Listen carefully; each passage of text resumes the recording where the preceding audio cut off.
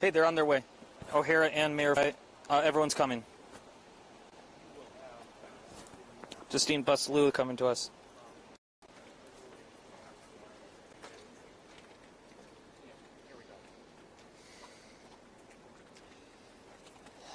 There are no words that can capture the horror and the evil of this unspeakable act.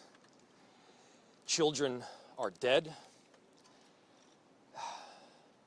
There are families that have a deceased child. You cannot put into words the gravity, the tragedy, or the absolute pain of this situation. We are a Minneapolis family.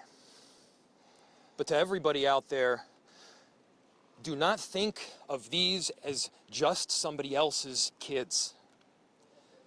Those families are suffering immense pain right now. Think of this as if it were your own. Every one of us needs to be wrapping our arms around these families, giving them every ounce that we can muster. These were Minneapolis families. These were American families. And the amount of pain that they are suffering right now is extraordinary. And don't just say this is about thoughts and prayers right now. These kids were literally praying. It was the first week of school. They were in a church. These are kids that should be learning with their friends. They should be playing on the playground. They should be able to go to school or church in peace without the fear or risk of violence, and their parents should have the same kind of assurance. These are the sort of basic assurances that every family should have, every step of the day, regardless of where they are in our country.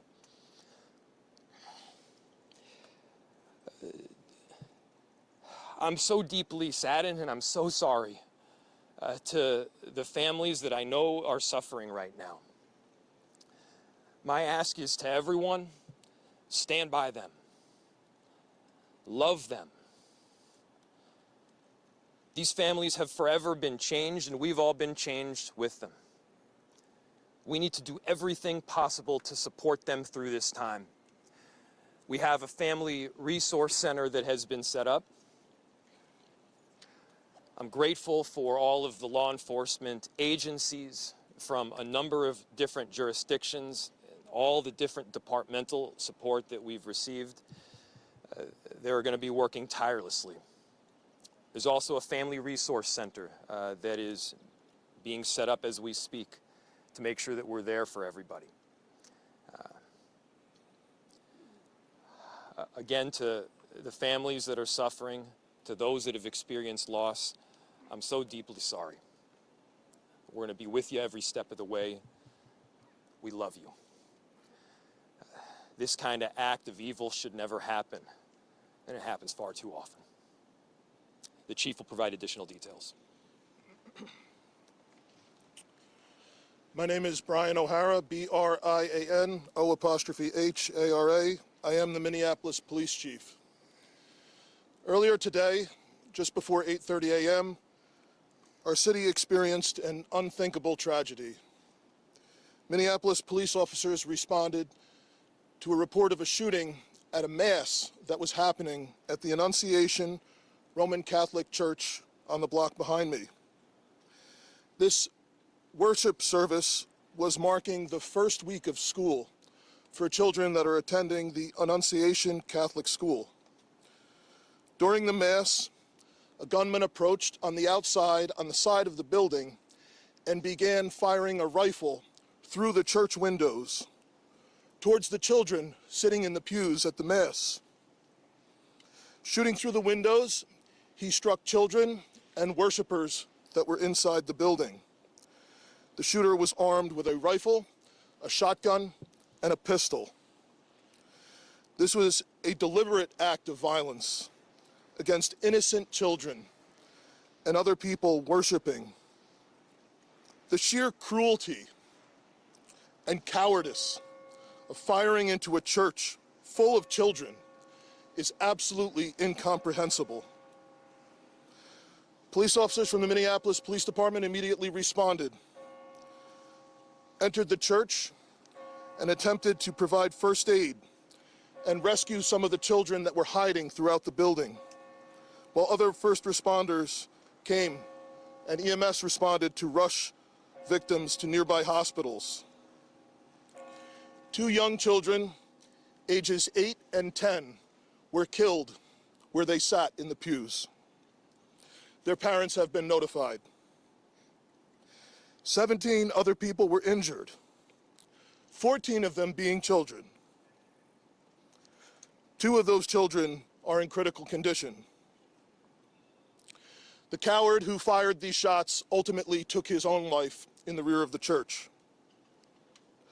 Our hearts are broken for the families who have lost their children, for these young lives that are now fighting to recover, and for our entire community that has been so deeply traumatized by this senseless attack. We will stand together to protect our children, our schools, and our houses of worship.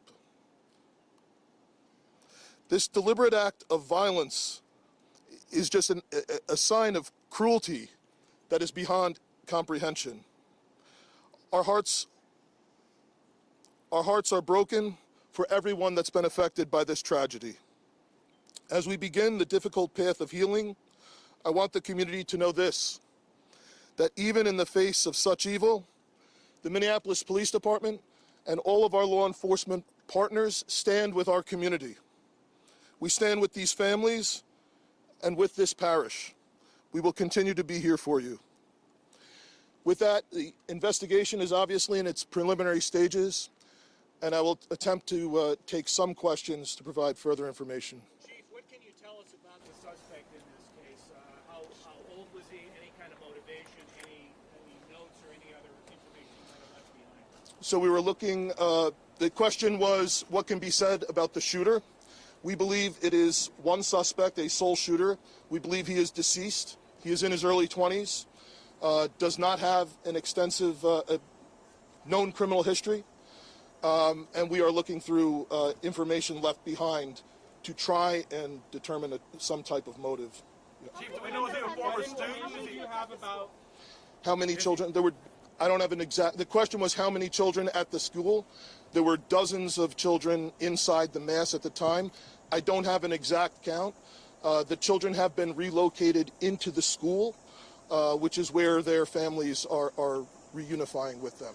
do we know if the shooter other than the weapons, what was a shooter a student, former student? Was he a former employee? Do we know that? The question was, do we know if the shooter was a former school employee or a former student? We don't have that information. Did he leave anything behind other than the weapon? Either like a note? There's a vehicle. The question was anything left behind? There's a vehicle that we believe that the suspect used that is being searched, and we will be conducting other searches related to this. And what was that vehicle and where was it parked? Inside the parking lot here.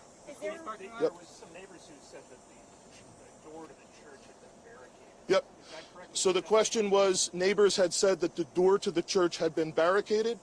The shooter approached on one side of the church building, and on that side, at least 2 doors, it appears there had been like a 2x4 placed. So not all of the doors around the building, but on the side where the shooter did fire. And on the outside? On the outside, yes. Is there a reason why officers are going? The question was there any explosives? There were reports of that. There were no explosives or improvised devices that we found. I do believe there was one, I guess you would call it a smoke bomb, like not an explosive, but a sort of a firework that would release smoke. And which side of the building? North, south? The side that is closest to us, here, on this side. Yeah. Is there a reason why agents are also at these nearby homes? I don't have specific information on that I can release. Was he dead from a gunshot wound, this suspect? The question was, is he dead from a gunshot wound? The answer is yes. We believe he took his own life in the parking lot. Was this outside or both inside that he was shooting? The question was he shooting outside and inside? He was absolutely shooting outside of the building on the side of the church, inside through the windows. It appears he may have gone inside, but I don't believe we've located any casings inside the building. So I'm not certain if he fired also while inside. It appears, if not all, most of the shooting happened outside the building. This shooting So, yeah, Taylor's asking, is this related to any of the other shootings? This does not appear to be related to any other shooting in the city. Do you know approximately how many rounds were fired? The question was how many rounds? I would say it's in the dozens. We don't have an exact count. There's a sidewalk on the outside as well as a grassy area, so obviously we are going through and taking our time to process the scene. Was he firing just one weapon, like the rifle? Or The question was he firing one weapon? We believe he had fired all three. He had a rifle, a shotgun, and a pistol. Chief, was this individual licensed to conceal and carry? Did he have any background prior? Were the weapons, was he lawfully carrying the weapons? I don't have that information, and I don't have any information on any significant criminal history either. was he dressed at all in any tactical type of gear or anything? It appeared he had some black clothing on, his cargo-type pants. I guess you could interpret that as, you know, however you like. All right, ladies and gentlemen, thank you for helping us to get the information out today. We have a lot more work that needs to be done. We will return back later today to provide more details as they become available, and we'll let you know how you can know about that in the moments to come. Thank you. How can the public help? Great.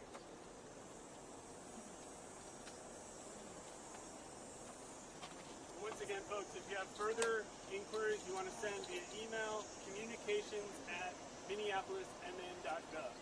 Thank you.